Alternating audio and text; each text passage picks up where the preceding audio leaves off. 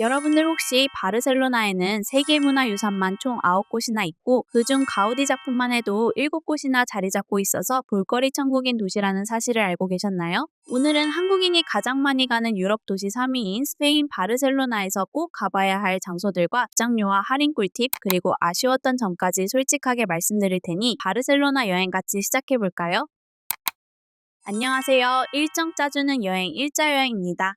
바르셀로나 하면 가우디, 가우디 하면 바르셀로나일 만큼 바르셀로나 하면 가장 먼저 떠오르는 것은 사그라다 파밀리아 성당이랍니다. 사그라다 파밀리아는 카탈루냐 광장과 바르셀로나 시내에서 거리가 좀 있어서 버스를 타고 이동하는 걸 제일 추천드리는데요. 사그라다 파밀리아는 가우디가 남긴 미완성의 대작이며 1882년부터 착공에 들어간 이래 143년이 지난 지금도 공사가 끝나지 않았습니다. 5년 전에 방문했을 때보다 탑도 더 올라가 있었고 공식적으로는 가우디 사망 100주기인 2026년에 완공 예정이라고 해서 관광객이 더 많아졌더라고요. 입장료는 오디오 가이드 포함 성인 기준 약 26유로이며 가이드 투어를 포함하면 30유로, 성당 탑까지 오르는 옵션은 36유로 정도로 저는 기본 입장료만으로도 충분하다고 느껴서 기본만 진행해도 좋을 것 같습니다. 여기서 예약 꿀팁으로는 사그라다 파밀리아는 현장 발권이 거의 불가능하기 때문에 반드시 공식 홈페이지에서 날짜와 방문 시간까지 지정해서 예약을 해두셔야 하는데요. 인기 있는 점심시간 직후부터 오후 시간대와 주말은 특히 금방 매진되기 때문에 2개월 전에 오픈되는 날짜에 맞춰 미리 날짜와 시간 예약을 하셔야 제 가격에 입장할 수 있습니다. 여기서 일자 여행의 꿀팁으로는 무료 입장을 할 수 있는 방법이 있긴 한데요. 일요일 아침 예배 시간에 무료 입장이 가능하며 오전 8시부터 입장이 가능하답니다. 최소 2시간 전인 아침 6시에는 가서 줄을 서야 입장을 확보할 수 있기 때문에 그렇게 추천해드리지는 않지만 인당 4만 원 이상 아낄 수 있는 방법이니 입장료를 아끼고 싶은 분들은 예배 시간을 노려보시는 것도 좋을 듯 합니다. 사그라다 파밀리아는 3개의 주된 출입구가 있는 정면부가 있는데 탄생의 파사드, 순환의 파사드, 영광의 파사드 중 가우디가 살아있는 동안 완성된 탄생의 피사드는 현재 주 출입구로 사용되고 있으며 성당이 완성되면 메인 출입구는 영광의 파사드로 옮겨질 예정이라고 하는데요. 예수의 탄생 관련 작품이라 가장 부조가 많고 화려하며 밝은 느낌이 들며 외관에서 제일 많은 감탄을 이루는 곳이 바로 이 탄생의 파사드랍니다. 보안 검색대에서 소지품을 확인하고 내부로 입장할 수 있으며 보안 검색대를 지나 성당 안으로 입장하면 이렇게 아름다운 성당과 정교한 성당이 있나 생각이 들 정도로 웅장함을 느낄 수 있었는데요. 오전과 오후에 다른 내부의 빛을 느낄 수 있는데 오전에는 주로 푸른 빛이 들어와 내부를 채우고 오후에는 붉은 빛이 통과하여 내부를 가득 물들이는데 제가 갔을 땐 오후 햇살이 들어와서 공간 전체가 붉게 빛나는 순간을 만날 수 있었습니다.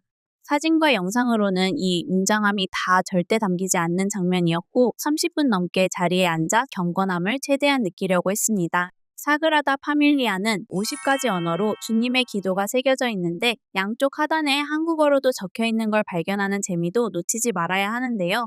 오늘 우리에게 필요한 양식을 주옵소서라고 한국어 글귀도 있으니 찾는 재미도 꼭 느껴보셨으면 합니다. 탄생의 파사드 반대쪽으로 나와 순환의 파사드를 보면 같은 건물이 맞는지 생각이 들 정도로 추상적이고 어두운 분위기에 완전 다른 느낌의 파사드가 존재하는데요. 순환의 파사드의 가우디 도면이 명확하지 않아 논란이 많지만 순환의 파사드는 탄생의 파사드와 다르게 해질녘 외에는 그늘지기 때문에 다크한 느낌을 주는 것 역시 가우디가 건축할 때 의도한 것이라 더욱 그의 천재감에 감탄을 했습니다.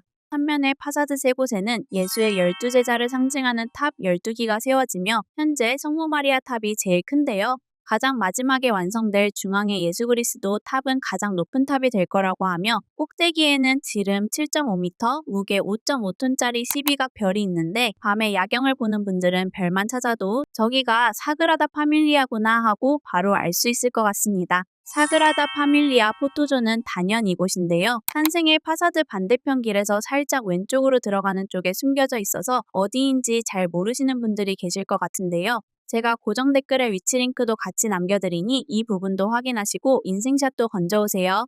아직 완공되지 않았다는 점이 단점이기도 하지만 2026년 완공 이후에는 관광객은 최소 3배 이상, 입장료도 2배 이상 오를 가능성이 높으니 바르셀로나에 간다면 꼭 내부까지 가보셨으면 합니다. 다음 알려드릴 곳은 제가 사그라다 파밀리아 다음으로 좋아하는 곳인 구엘공원인데요. 구엘공원은 1984년 유네스코 세계유산으로 등재되었으며 바르셀로나 명소 중 벙커 다음으로 먼 거리에 속하기 때문에 걸어서 가기에는 불가능한 곳이랍니다. 구엘 공원은 카탈루냐 광장을 기준으로 버스로 20분 정도 거리에 있어 저도 버스를 타고 이동했고 찾아가기 어렵지도 않은데요. 처음 바르셀로나 구엘 공원을 갔을 때에는 투어로 갔는데 투어 시간이 꽤 아침 시간이라 힘든 경험이 있어서 저는 웬만해서는 버스를 타고 자유 입장하는 것을 추천드립니다.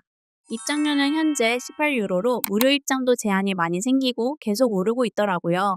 여기서 일자 여행의 입장료 꿀팁으로는 저는 구엘 공원을 단돈 영원에 무료로 입장했는데요.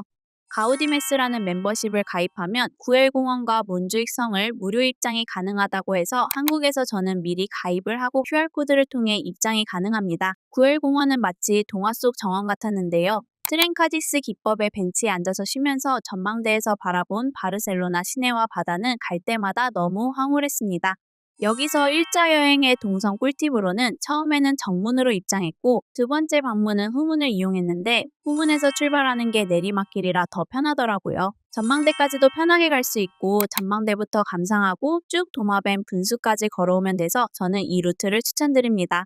전망대에 가면 꼭 알록달록한 모자이크 타일 벤치에 앉아야 하는데요.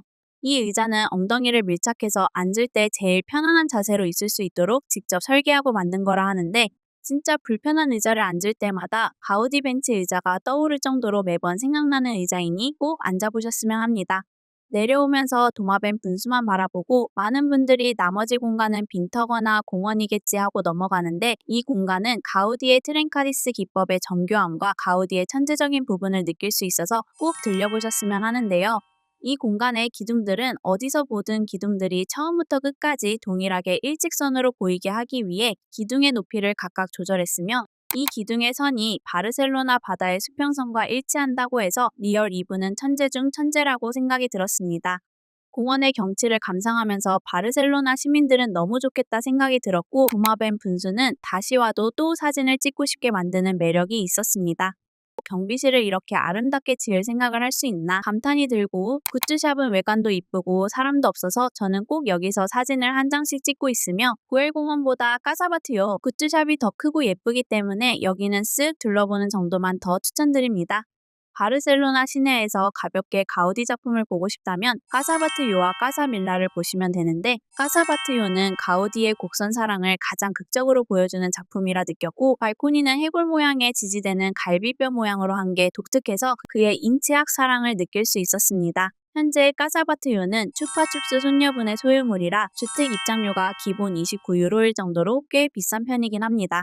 사회초년생 때에는 입장료가 비싸게 느껴져서 안 들어갔는데 그때가 너무 아쉬웠어서 이번에는 입장료를 내고 내부를 둘러보았는데요. 입장료가 하나도 아깝지 않았고 와 진짜 이런 집이 있다고 느껴질 정도로 곳곳에 분해가 느껴졌으며 곡선의 아름다움과 문고리 하나하나 신경 쓴 부분까지 감탄의 연속이었습니다. 한국어 오디오 가이드가 포함되어 있고 굉장히 잘 되어 있으며 에피소드 하나하나도 잘 담겨 있어서 투어까지는 굳이 할 필요 없다고 느낄 정도로 저는 투어는 비추천하며 생각보다 내부가 작은 길에 꼬불꼬불 되어 있어서 오히려 투어가 아쉬울 수 있습니다.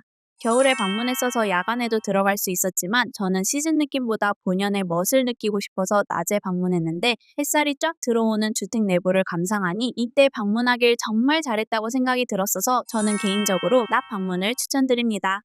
연말 시즌에는 까사바트요를 배경으로 매직 나이트 공연이 진행되며 이건 외부에서 지나가면서도 무료로 즐길 수 있으니 정시와 30분에 진행되는 시간에 맞춰 꼭 보셨으면 합니다. 까사바트요에서 조금만 위로 올라가면 가우디의 또 다른 저택 작품인 까사밀라가 보이는데요. 파도치는 바위 같은 모습이 정말 독특한 주택인 까사밀라의 입장료는 약 25유로로 비싼 편이지만 까사밀라는 옥상 하나만으로 그 진가를 느낄 수 있었습니다. 일자 여행의 방문 꿀팁으로는 까사밀라는 까사바트요와 다르게 낮 시간이 아닌 무조건 노을 지는 시간에 방문하는 걸 강력히 추천드리는데요. 노을이 지면서 바르셀로나 시내의 전경을 볼 때 활기찬 낮과는 전혀 다른 몽환적인 분위기를 느낄 수 있었습니다. 까사밀라 옥상에서는 성당을 배경으로도 사진이 정말 잘 나오니 이곳에서도 사진 한 장 찍는 걸 잊지 말아주세요. 내부 전시와 집 내부 자체는 개인적으로 까사바트요보다는 조금 단조로워서 아쉽게 느끼실 수도 있습니다. 하지만 까사바트요와 함께 보면 가우디가 얼마나 다양한 건축 스타일을 보여줬는지 비교할 수 있고 옥상만으로도 저는 입장 가치가 있는 곳이라고 느껴졌습니다. 가우디 건축물에 관심이 없는 분들이 계실 수 있으니 분위기를 조금 바꿔서 걸어서 슬슬 즐길 수 있는 무료 명소들을 알려드리려고 합니다. 도시의 중심부인 람블라스 거리부터 알려드리자면, 람블라스 거리는 바르셀로나 여행을 한다면 한 번은 우연이라도 들리게 되는 곳이자 카탈루냐 광장과도 연결되어 있어 바르셀로나 여행의 출발점과 같은 곳이랍니다.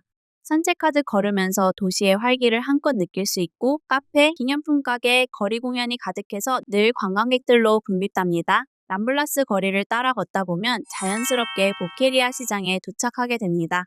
시장 안으로 들어가면 형형색색의 과일과 과일 주스 한 잔이 약 3유로 정도로 저렴한 편은 아니지만 지중해 생과일 주스 한 잔은 정말 꿀맛이었는데요.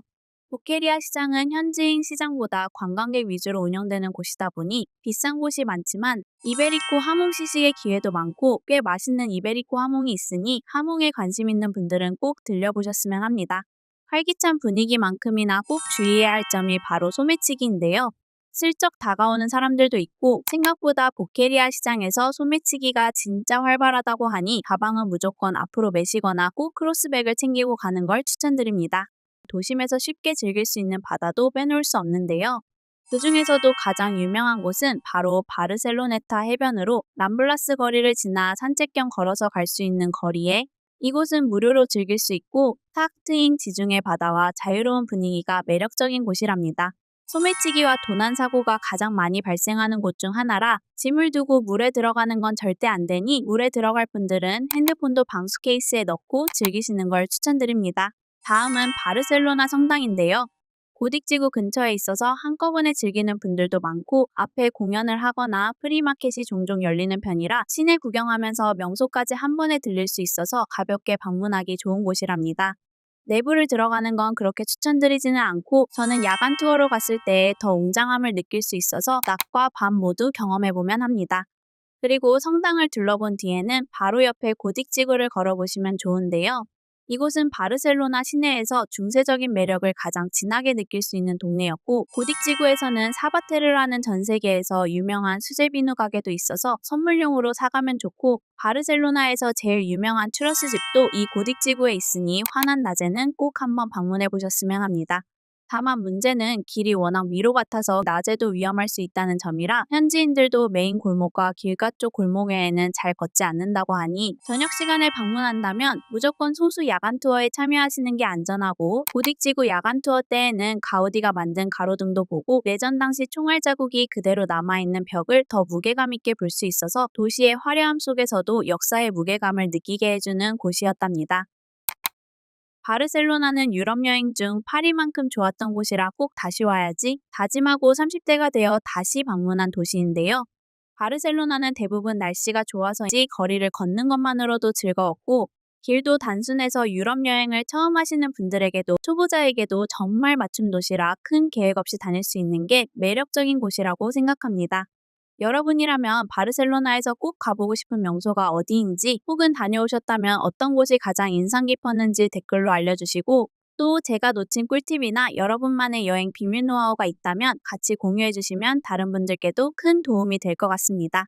오늘의 영상이 유럽 여행 준비에 도움이 되셨다면 좋아요와 구독, 알림 설정까지 부탁드리며 그럼 일자 여행은 더욱더 알찬 여행 정보와 여행 꿀팁으로 빠르게 찾아오겠습니다. 오늘도 즐거운 여행 준비되세요. 안녕!